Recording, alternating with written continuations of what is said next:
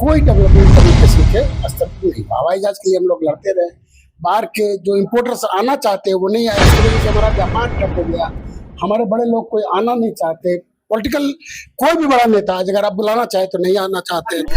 से पूरे शहर के हर गली हर चौराहे बदबूदार बना हुआ है, सड़कों पर ताल झूल रहे हैं और सड़कें जहां गड्ढे से उबर कर नहीं आ रहा, जाम जो जाने का नाम नहीं ले रहा, पूरी तरह से त्रहिमाम है। ये हमारे और सरकार के नजर में है, सबके नजर में एसएसटी बनी हुई है, इसके बावजूद लगातार आईवाश क्यों?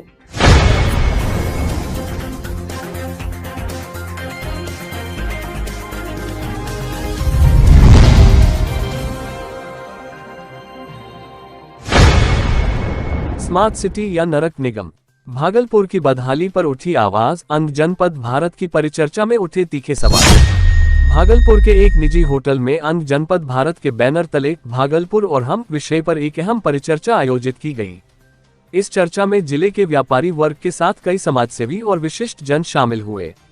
सभी प्रतिभागियों ने शहर की वर्तमान स्थिति पर चिंता जाहिर की। उन्होंने कहा कि भागलपुर को भले ही स्मार्ट सिटी का दर्जा मिल चुका हो, लेकिन जमीनी हकीकत इसके ठीक उलट है।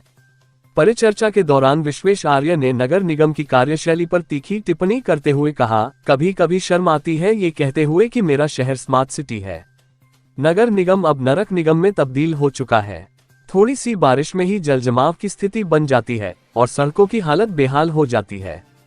कार्यक्रम में शहर की सफाई व्यवस्था, ट्रैफिक, जल निकासी और नगर निगम की जवाबदेही जैसे मुद्दों पर खुलकर चर्चा हुई। वक्ताओं ने मिलकर भागलपुर को वास्तव में स्मार्ट सिटी बनाने के लिए ठोस पहल और जन जागरूकता की जरूरत बताई।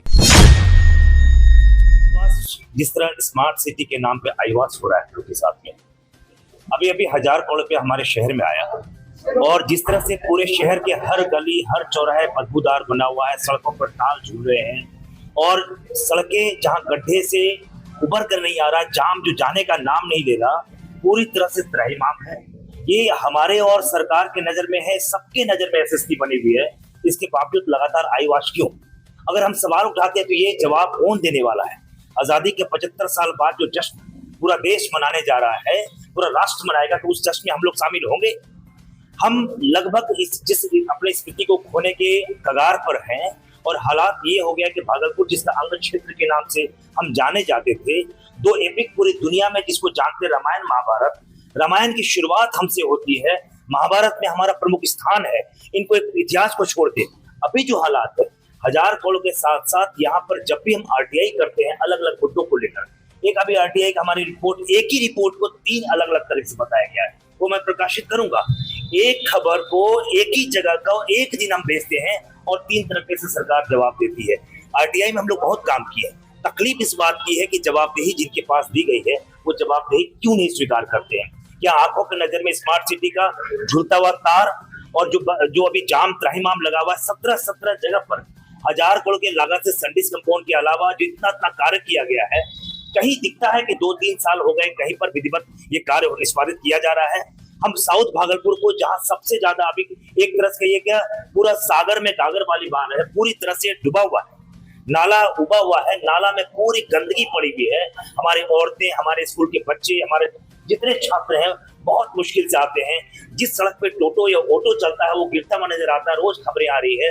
सुरक्षा के दृष्टिकोण से भागलपुर में और अभी भी पटना में जो खबर आई, हमारे समाज के लगातार कभी भी लोग कहीं भी सुरक्षित पूरी तरह से महसूस नहीं कर रहे हैं। लेकिन पहले से ये सुरक्षा को लेकर हम लोग बोल सकते हैं, पहले से हमारी स्थिति अनुकूल है, लेकिन और सुरक्षित होने की जरूरत है। नगर निगम को आप लोग के माध्यम से नरक निगम बताया जाता है, ये हालात कब तक? मैं पत्रकार बंधु, हम लोग आपकी बिरादरी से आते हैं, हम समाज के चौथे स्तंभ हैं।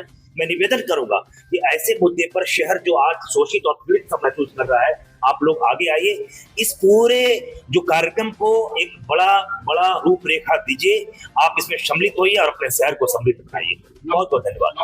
मेरा नाम विश्वेश। आज जब हिंदुस्तान प्रेस यहाँ आई 2000 में, मैंने बहुत कोशिश की इसके अपर लेवल के लोग भागलपुर आए, हमारा प्रेस बहुत डेवलप हो। मैं हिंदुस्तान में 5 साल रहा, उसके बाद टाइम्स नाउ में मैंने काम किया, जेपी आंदोलन से जुड़ा रहा, चाहा कि भागलपुर में डेवलपमेंट हो।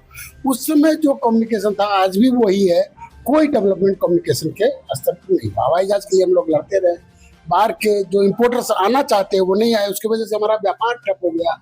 हमारे बड़े लोग कोई आना नहीं चाहते, पॉलिटिकल कोई भी बड़ा नेता अगर आप बुलाना चाहे तो नहीं आना चाहते हैं, कैसे भी है। अब ये पॉलिटिकल आप भी जानते हैं, हम इसमें विशेष किसी का नाम उल्लेख नहीं करना चाहेंगे, लेकिन ये आपसी मनमुटाव के चलते क्षेत्र का, पूरी जनता का विनाश हो गया विकास की जगह। खबरों में अब तक ये बस इतना ही। मिलते हैं फिर ऐसे ही बड़ी खबर के साथ। तब तक के लिए नमस्कार और देखते रहिए लोकल टीवी न्यूज 24/7। आप देख रहे हैं लोकल टीवी न्यूज 24/7, सब पर नजर, सबकी खबर।